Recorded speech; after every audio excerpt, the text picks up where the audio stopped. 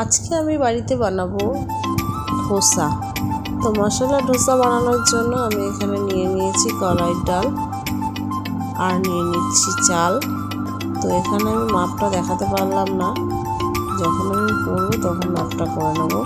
তো 2 কাপ চাল নিয়েছি, 1 কাপ ডাল নিয়েছি।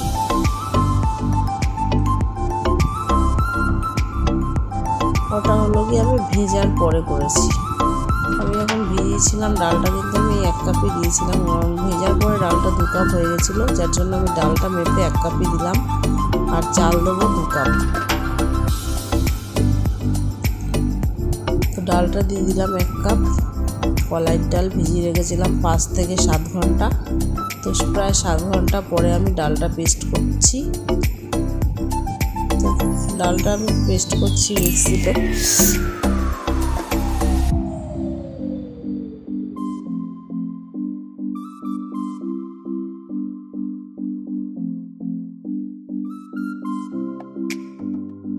তো আমি একটা এখানে মিস করে গেছি, সেটা আমি মুখেই বলে দিচ্ছি।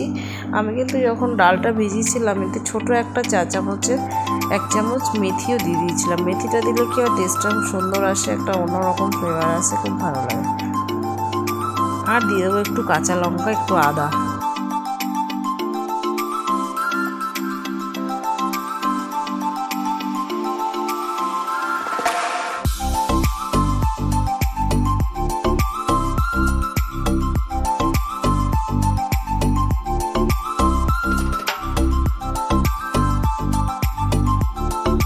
এখানে আরও একটা ছোট্ট টিপস আমি এখানে দিয়ে দিলাম আর 1 কাপ জল, কারণ জলটা না দিলে পেস্টটা ভালো করে হবে না। আর এই পেস্টটা হাতে চেক করে দেখে নিতে হবে। তো এবার পেস্টটা করে নিচ্ছি আমি।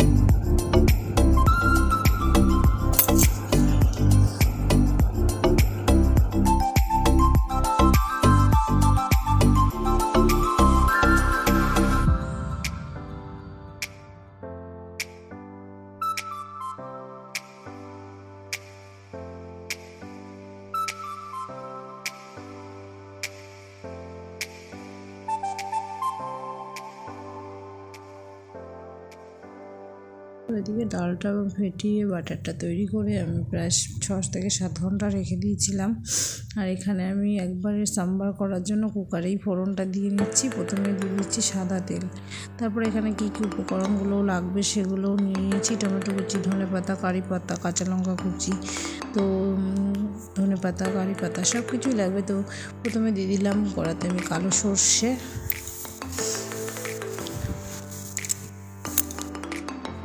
তারপরে দিয়ে দিচ্ছি ধনেপাতা তেলের উপরে,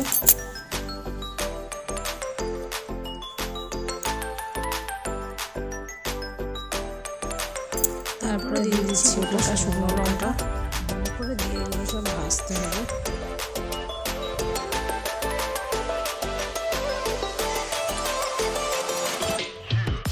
একটু নাড়াচাড়া করে নিয়ে তারপরে দিয়ে দেবো এর মধ্যে আমি কারি পাতা। এইসব উপকরণগুলো কিন্তু ফোড়নে দিতে হবে, নাহলে টেস্ট আসবে না সাম্বারে। এবারে যে কুচিয়ে রেখেছিলাম টমেটোগুলো দিয়ে দিচ্ছি,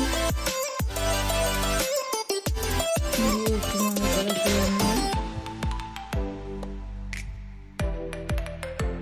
তারপরে দিয়ে দিচ্ছি যে ডালটা করবো, সেই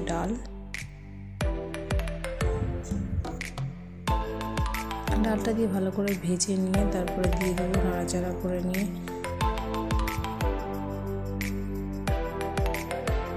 স্বাদ মতো নিয়ে এটা আমি যারা যেমন বানাবো সাম্বার সেই পরিমাণে দিতে হবে। তারপরে দিয়ে দিচ্ছি ধনেপাতা,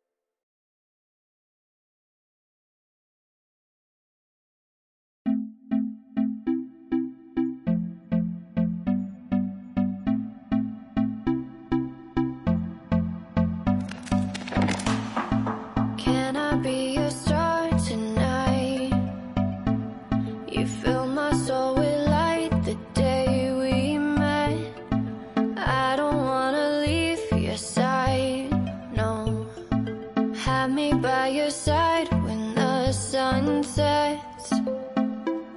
I hope you still want me, I hope you still need me 1,000,000 years from now.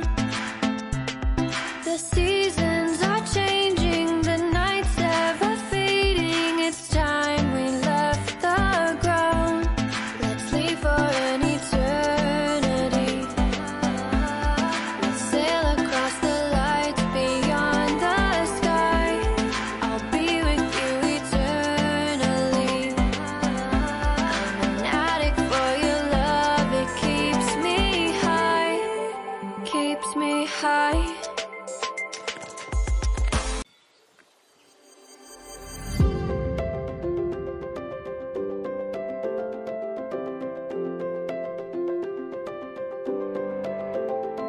এদিকে আমি কড়াটা বসিয়ে দিয়েছি, কড়াতে দিয়ে দিয়েছি সাদা তেল। তো এবার সাদা তেলের উপর দিয়ে দিচ্ছি সর্ষে, একটা শুকনো লঙ্কা দিয়ে তার উপরে আমি দিয়ে দেবো যে কোকোনাটটা পেস্ট করে রেখেছি, সেই কোকোনাটটা। তো এদিকে আমার তেল গরম হয়ে গেছে, শুকনো লঙ্কাটাও ভাজা হয়ে গেছে। এবার দিয়ে দিচ্ছি আমি কটা কারি পাতা, তারপরে দিয়ে দিচ্ছি বেটে রাখা নারকেলটা।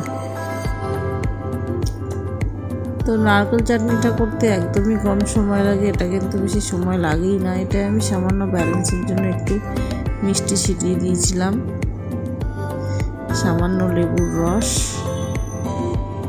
তো কোকোনাট চাটনি আমার হয়ে গেছে, এবার এটা নামিয়ে নেব।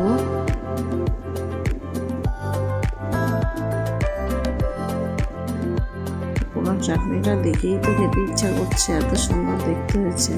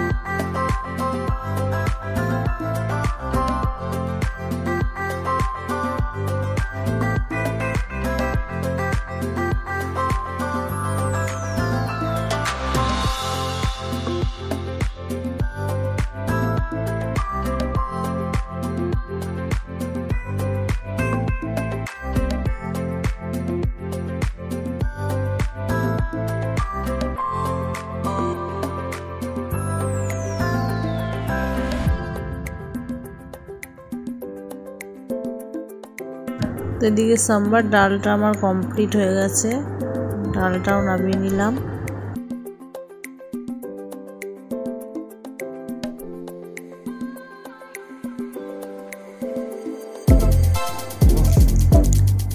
এখানে আমি কড়াই তেল গরম হয়ে গেছে, দিয়ে দিচ্ছি সর্ষে, শুকনো লঙ্কা ফোড়ন, তার উপরে দিয়ে দিলাম কারি পাতা। এটা কিন্তু আমি করছি আলুর যে তরকারিটা হয়, রোসায় যে তরকারিটা দেওয়া হয় সেই তরকারিটা। তো তারপর দিয়ে দিলাম টমেটো কুচি, কাঁচা লঙ্কা। এর পাশে আমি আলু সিদ্ধ করে রেখেছিলাম, এই আলুটা এবার দিয়ে দেবো। ভাজা ভাজা হয়ে গেলে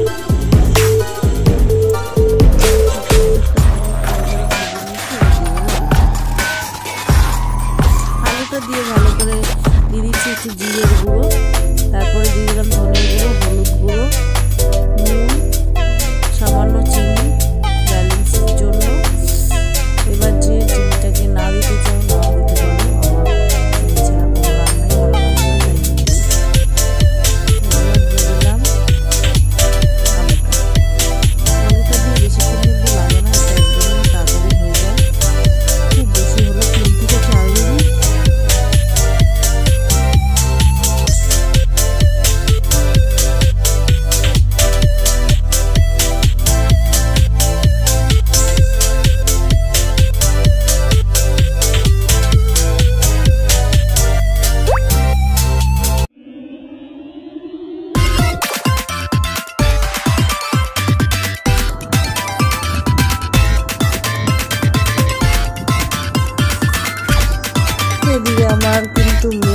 ধোসার যে আইটেম যেগুলো দিয়ে ধোসাটা আমরা পরিবেশন করবো সবগুলোই আমার রেডি। এমনকি ধোসার ভেতরে যে আলুর পুরটা দেওয়া হয় সেটাও রেডি করে দিলাম। এবার আমি ধোসাগুলো এক এক করে বানাবো।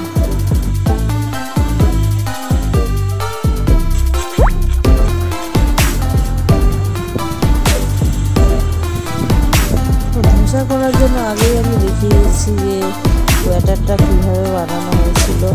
যদি 2 কাপ চাল দেওয়া হয় তাহলে ডাল দেওয়া হবে 1 কাপ, ওখানে 3 কাপও চাল দেওয়া যেতে পারে, সেটা হচ্ছে সম্পূর্ণ নিজের ওপর যে কেমন খেতে চাই। তো আমি এভাবেই করেছিলাম 2 কাপ চাল 1 কাপ ডাল দিয়ে। আমার ধোসাগুলো কিন্তু সত্যি ভালোই হয়েছিল। এবারে আমি এখানে ধোসার যেটা বলবো উপকরণটা, ধোসায় কিন্তু অবশ্যই চাল আর ডাল, বিউলির ডাল আর এদিকে হচ্ছে যে বাড়িতে খাবার যে আমরা ব্যবহার করি রান্নার জন্য সেই চাল 2 কাপ। তো তারপর আমি এখানে একটু এক্সট্রা কিছু জিনিস অ্যাপ্লাই করেছি, সেটা হলো গিয়ে আদা পেস্ট করে দিয়েছি, মেথি দিয়েছি গুঁড়ো করে, নুন দিয়েছি,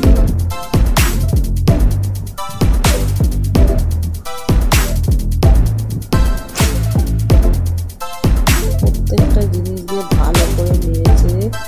তারপরে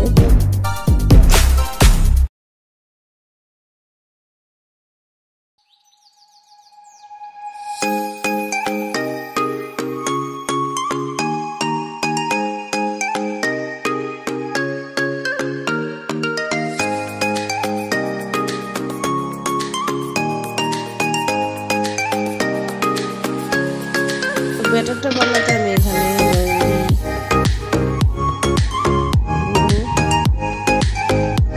মেথির গুঁড়ো, আদা বাটা, সামান্য নুন দিয়ে ব্যাটারটাকে ভালো করে ফেটিয়ে নিয়েছি আর লেবুর রস।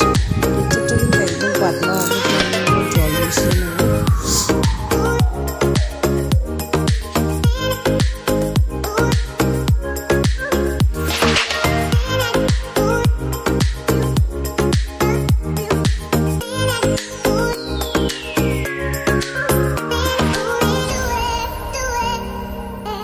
আমার ফ্রাই প্যানটা কমপ্লিট গরম হয়ে গেছে। এবার আমি দিয়ে দিচ্ছি হাতাটা কেটে কেটে ধোসা। এই ব্যাটারটা যদি খুব গাঢ় হয় তাহলে কিন্তু একদমই ধোসা উঠবে না, ঠিক এরকম লাগবে। পরে দেখে নিতে হবে এরকম দেখে করে ঢেলে কীভাবে করছি।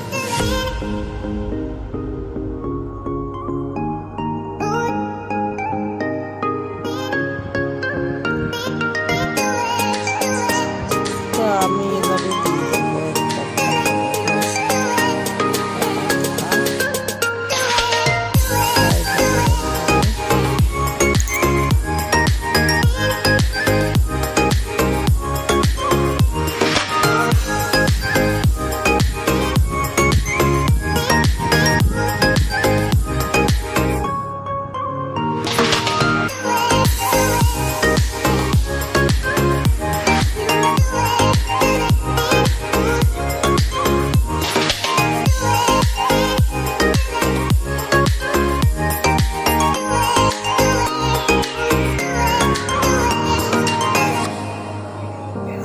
তো এবার আমি ফ্রাই প্যানে দিয়ে দিলাম ধোসাটা।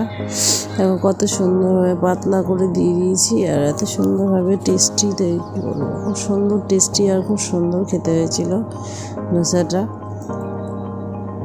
তো দেখো এই পিঠটা হয়ে গেছে, এই পিঠটা কত ইজিভাবে যে উল্টে দিলাম। সাইডের দিকটা থেকে আমি একটু তেল নিয়ে ভালো করে লাগিয়ে রেখেছিলাম, আবার 2 সাইডই করে নিলাম। এবার যে আলুর পুরটা বানিয়ে রেখেছিলাম ধোসায় দেওয়ার জন্য, সে আলুর পুরটা দিয়ে দিলাম। এই যে আমার ধোসা তৈরি হয়ে গেল, রেডি ধোসা। এবার আমি ধোসাটাকে সার্ভ করব। তো এই যে আমার কমপ্লিট ধোসার রেসিপিটা সার্ভ করলাম। তো